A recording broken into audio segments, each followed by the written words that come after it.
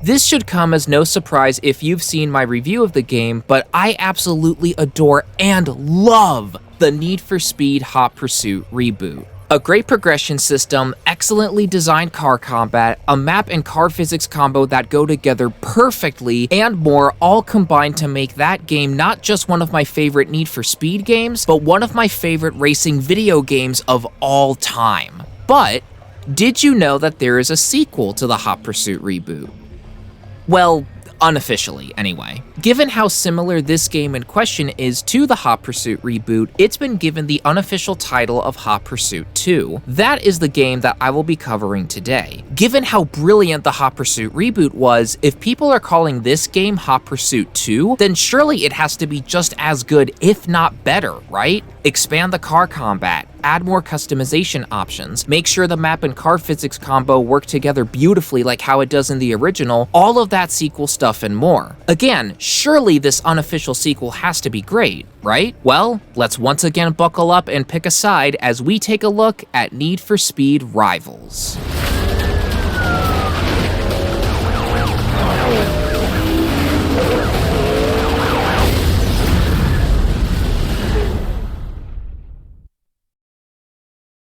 Need for Speed Rivals launched on all of these dates in all of these regions as a launch title for the next generation consoles at the time, the Xbox One and the PlayStation 4. This game is often referred to unofficially as Hot Pursuit 2, given that this game and the Hot Pursuit Reboot feature a lot of similarities, the main one being the focus on the racers versus cops setting again. Let's begin right away with the most important thing concerning any racing video game, the map/track and physics of the cars. Do they match? Kinda?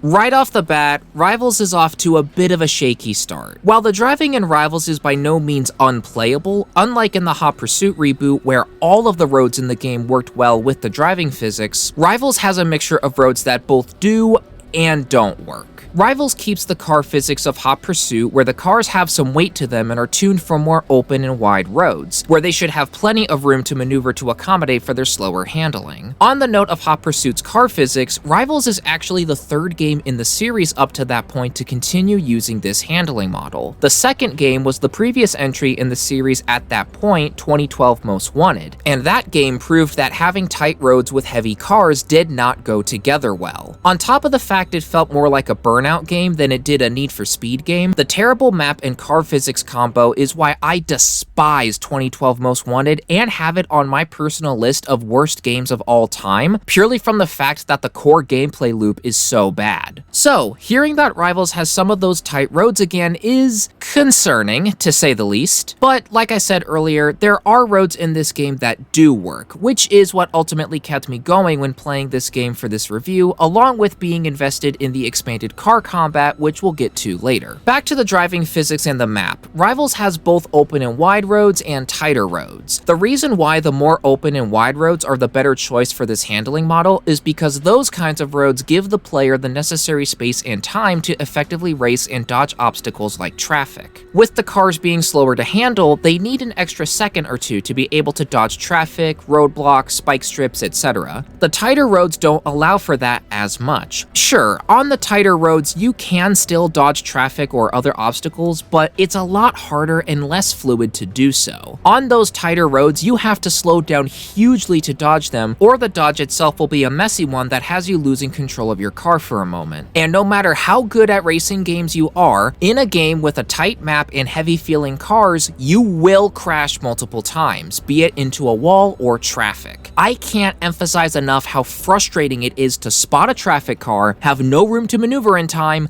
and then crash. In contrast, on the wider open roads of this game, it feels amazing to have that room, to be able to dodge traffic at those high speeds, to be able to focus on enjoying the other aspects of the game like the racing and the car combat. The roads that do work in Rivals proves that that this game has potential and that it can be fun to play. After all, I was able to make it to the end of both the racer and cop campaigns, and I even went back and made it to max rank for both sides despite the gripes I have about the tighter roads in this game. This leaves me feeling conflicted, as there were moments during my time recording the footage for this review that had me excited, invested, able to enjoy the experience that Rivals has to offer. But then there were other moments where I was so upset that I rage quit to the dashboard, wondering who in the world thought it was a good idea to design the game this way. Ultimately, I was able to get past the mixed driving physics / map combo Rivals has to offer, but it's something that definitely needs to be pointed out if you intend on revisiting this game or playing it for the first time. So then, with the driving physics and the map talked about, let's discuss what the core gameplay of Need for Speed Rivals is like. Rivals decided to take the approach of having the player be on the roads at all times. What I mean by that is, in Rivals, you'll be in a state of free roam between events. There's no going back to a menu to choose the next event, you have to drive to it. This aspect of always being on the road at all times when not in the menus was driven by this game's desire to expand online play. Once you're out on the road, you can't pause the game, even if you go into your settings and change it up so it's just you in the lobby and no one else. This is a result of the game having always online DRM, which we know how wonderful that is in gaming. This is made to have the setting of Redview County always seem alive, with racers and cops fighting each other out on the roads at all times, but in reality, it just serves to disrupt the flow of going to events and participating in them for reasons I'll explain shortly. The core progression of this game is to complete these speed lists, which are various sets of objectives that you have to complete before the story of the game moves on to the next chapter. For the racers, they get 3 categories of objectives to choose from: race, pursuit, and drive. Each of these lists will vary in objectives, with those objectives being things like getting gold in an event, wrecking a cop, getting a hit with pursuit tech, etc. For the cops, they have different speed lists to choose from for each chapter as well: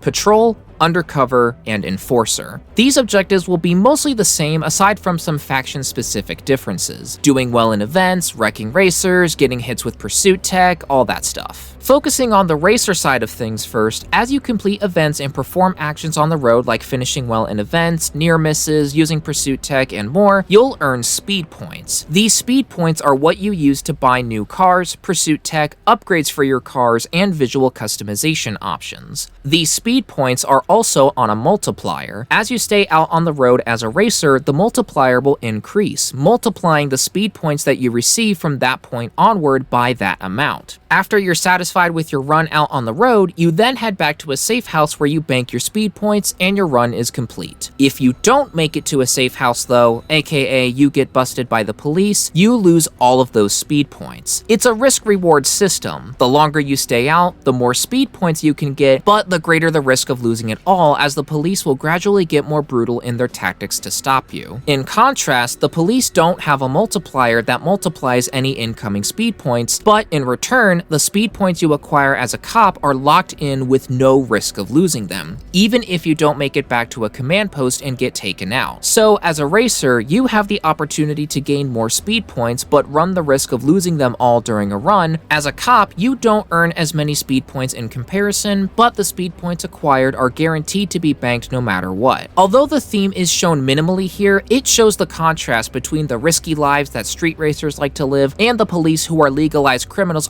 abide by the law and have a lot of their expenses already covered for them. Both the racers and cops get new cars after completing a speed list. Racers flat out get a new car, while the cops get a variant of the next car depending on what speed list was completed. Patrol cars are the jack-of-all-trades kind of car, having respectable stats across the board that make them suited for direct car combat while maintaining good handling and speed stats. Undercover cars look like normal street racing cars and have better handling and speed stats, but aren't as suited for direct car combat. Undercover cars rely on the use of pursuit tech to make up for both the decrease in physical stopping power and the decrease in health. Enforcers are slower when it comes to their handling and speed, but they make up for it by having the highest health pool and being able to deal the most damage when getting physical with the racers. Racers have to pay for their cars, while the cops don't. A representation of how the cops have most of their equipment already paid for, meanwhile the street racers have to do things on their own without the help of taxpayer dollars. Moving to the pursuit tech, it's done differently here in comparison to Hot Pursuit. This time, instead of having 4 pursuit tech items, you can only carry 2. And rather than the game picking what pursuit tech you take into the fight for you, you get to choose the 2 pursuit tech items you'll have. Some of the pursuit tech from Hot Pursuit returns, like the EMP, Spike Strip, and Turbo, but there are also some new ones here. The Electrostatic Field, or ESF for short, for example, creates a field of high intense energy that will zap another car and deal some damage upon making contact. The Stun Mine drops a mine that will stun someone's car and deal a bit of damage if they run over it, to give 2 examples. Each of the pursuit tech items have different levels depending on the car you drive. The early game vehicles will have access to just the level 1 versions of the pursuit tech, but the faster endgame vehicles can go up to level 4. Rather than using the pursuit tech to acquire those new levels and upgrades, you instead buy those upgrades with the speed points you acquire. Let's turn our attention to the events next. For the racers, they have races, time trials, interceptions, hot pursuits, and head-to-heads. Races are, well, races where you get from point A to B aiming to finish first. Time trials have you getting from point A to B in the fastest time possible. Interceptions ask you to escape the single officer chasing you in the fastest amount of time. Hot pursuits are races but with the cops chasing you from the start. And lastly, head-to-heads, where you can challenge a racer, or a racer can challenge you, to a duel while you're free roaming. If it's decided that a duel shall commence, the game will randomly pick a point on the map from your starting point for you two to race to the finish. Now, here's a fun fact about these events. Because of this game having the always online DRM free roam feature, any event can suddenly have cops in it if a cop in free roam happens to come across a group of racers, meaning a race can turn into a hot pursuit, a time trial can turn into a gauntlet, an interception can turn into, well, an interception, but with more than one cop chasing you, defeating the whole purpose of the mode. From my experience playing, it can and will happen at some point, but it's not in every event occurrence, thankfully. Each of the modes themselves are well built here and have no fundamental flaws to them. For the cops, they have rapid responses, interceptions, and hot pursuits. Rapid responses ask you to get from point A to B in the quickest time possible, with there being time penalties for if you hit the walls or traffic. Interceptions ask you to bust the designated racer in the quickest time possible, and hot pursuits task you with busting all of the racers in a race before it ends. Now for the cops, one of their modes has a fundamental flaw with it, that being the rapid response mode. Once again, just like in the Hot Pursuit reboot, I have an issue with the time penalties mechanic, especially since there are a lot more opportunities to hit traffic or the walls in this game. At least with Hot Pursuit, the roads were open and wide, meaning when you had those moments where you could see traffic and react accordingly, it worked well. While I still believe that botching the entry or exit of a corner or shortcut or failing to dodge traffic when you had ample time to do so is on you, when you're put in a situation where you're on a one-lane road with a traffic car in the way, in the apex of the turn, guess what's gonna happen? So, rapid response events have the same fundamental flaw of the player getting potentially robbed of the gold for the event because the RNG gods may be like, Thankfully, Interceptor and Hot Pursuit events have no fundamental flaws to them and provide great experiences, especially since those modes revolve around the game's car combat. Though, about that car combat. I mentioned earlier that I enjoyed the game's car combat, and being able to partake in it is a big part of what kept me going when playing this game. However, there is an asterisk next to that statement because let's just say that this game favors one side more than the other. It's time to talk about the balancing of the game. To this game's credit, the balancing is a lot more difficult to get right in a situation like this. An open world that cannot be paused thanks to this game being one of those always online DRM games, customizable loadouts, and with potentially multiple players on either side. Despite acknowledging that though, Rivals fumbles hard. The cops are way too strong for the racers to have a fair chance at fighting back. The racers can reasonably fight back when it's just one or two cars in the mix, but as soon as multiple cars are in the pursuit and you have things like helicopters, spike strips, EMPs all happening at the same time, there's no way that the racers can reasonably continue. At that point, the racers have to make it to a safe house if they can, and that's it. Essentially, as a racer, you have to hope hope and pray that you don't run into a cop in free roam on the way of doing events if you're staying out for an extended period of time. As soon as you get to a high heat level and a cop spots you, it's time to head to a safe house. That run is done. It would be one thing if you decided to stay out, came across a cop, and had a realistic chance of being able to escape, but once you get to those higher heat levels, the spawn rate of the cops and how much they spam their pursuit tech at you just won't allow you to escape.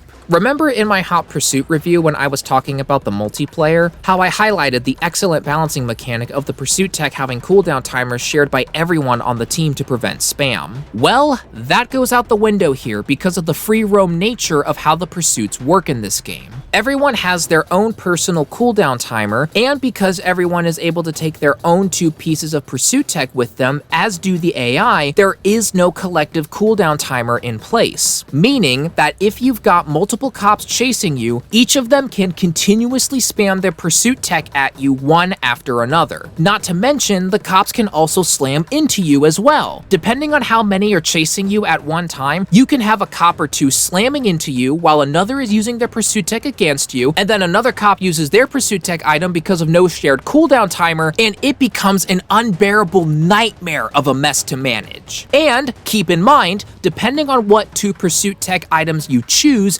you'll either be able to fight back well, or you'll be totally screwed. The game does try to help with there being a number of repair stations spread throughout the map that you can drive through to instantly repair your car and refill your pursuit tech, though some of them can be really close to one another, while others require you to cover some ground before you get there. But even if you're close to a repair station, you may end up just getting f***ed.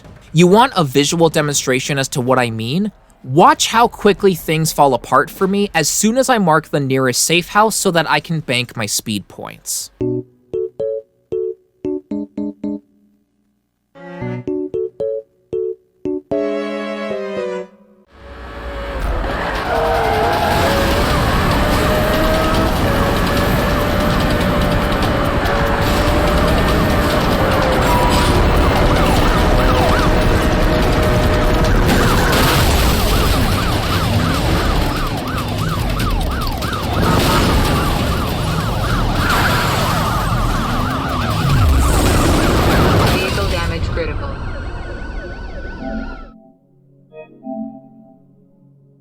There's a difference between risking staying out and making a calculated decision that doesn't work out in the end and you get busted as a result. And then there's this shit. Oh, and do you want to talk about the traffic again? Well, too bad, we're talking about the traffic again anyway. As if the overpowered cops weren't bad enough, the situation with the traffic gets worse, which, admittedly, this traffic situation does happen when you play as a cop as well. On the wide open roads, once again, the traffic isn't as much of an issue here as you've got ample time to dodge them even in the middle of a pursuit. But on those tighter roads with not as much room to maneuver,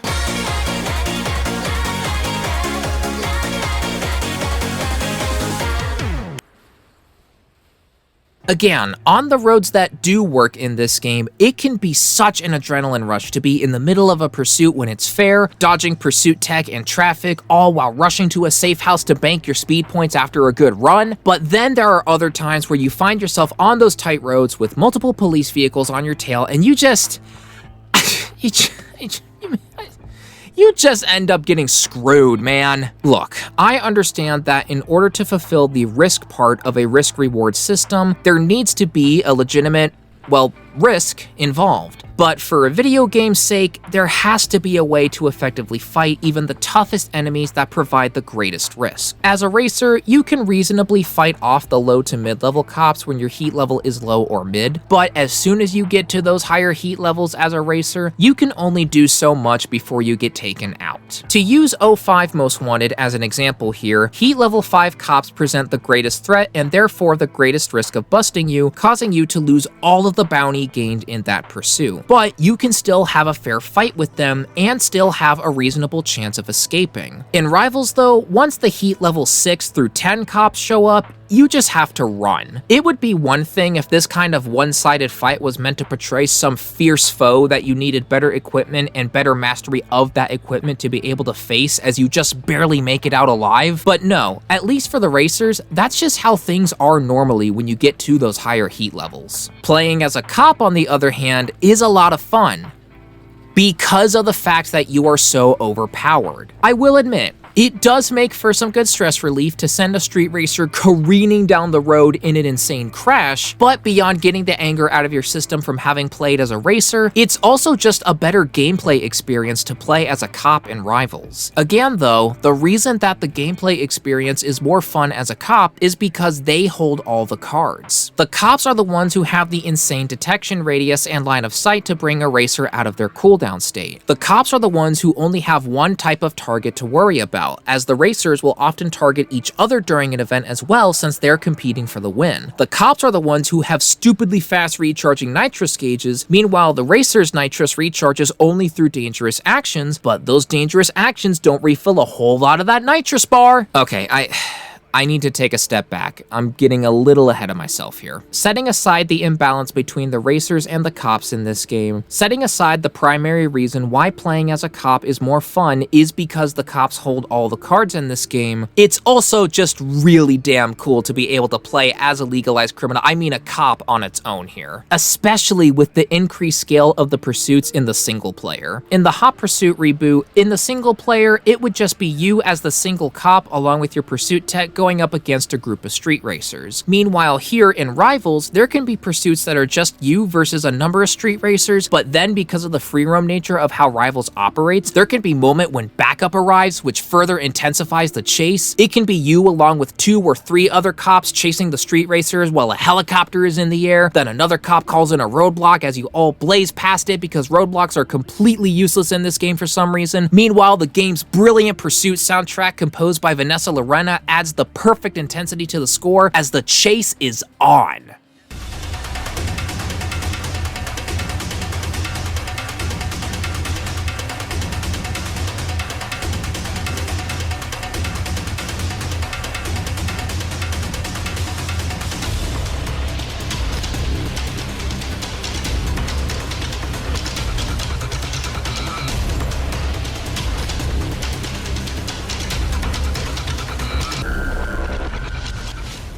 Don't get me wrong, this type of thematic chase intensity can happen when you play as a racer too, but as a racer, it's more often than not that you're going to be preoccupied with the BS of the overpowered cops to really take in everything that's going on. The last thing I want to focus on for a moment in this review is the story. Unlike in Hot Pursuit where there wasn't a story at all, Rivals does have one, albeit a very minimalistic one. Through cutscenes that you're shown every once in a while, you get to see how the side you're playing on sees the other and how either side clings onto their beliefs. The racers believe that they should be able to street race freely, challenging each other and pushing everyone's limits, making them better for it. The police sees the street racers as a threat that needs to be dealt with no matter the cost, which gets them into a lot of hot water with the public for their use of lethal force. But despite being in that hot water, the officers of the Redview County Police Department aren't deterred. If anything, they're cocky, as they know that the public wants security, which fuels them to get increasingly more and more violent when taking these street racers down.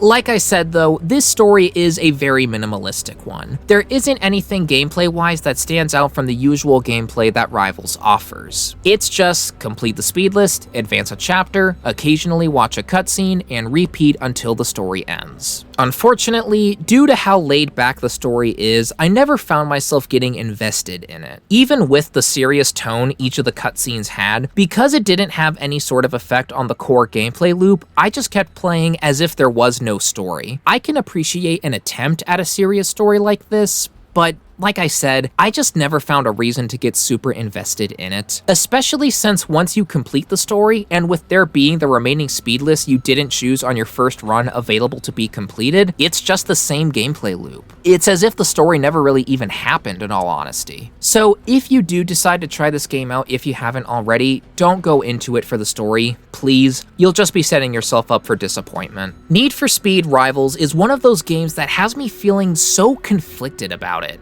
There are moments where Rivals shines and is super fun to play, but then there are other moments where Rivals fumbles and is infuriating. I've had lots of fun moments, but I've also had just as many frustrating moments. But in the end, like I said earlier, I still felt compelled to go back and complete the remaining speed list for both sides, to reach max rank as both a cop and a racer, so there has to be something that kept me coming back. I think what kept me personally coming back is that I know that Rivals can work and be fun to play. Those moments where I was out on the open roads, dodging traffic, either trying to escape from the cops or trying to bust some racers before their event ends, those moments are a lot of fun. But whether or not that will be the same for you, I can't say. I can't say whether or not you'll be able to get enough enjoyment out of those moments where Rivals does work to continue playing. I can't say whether or not you should pick this game up because it's that much of a mixed bag. I don't want to say you should pick this game up,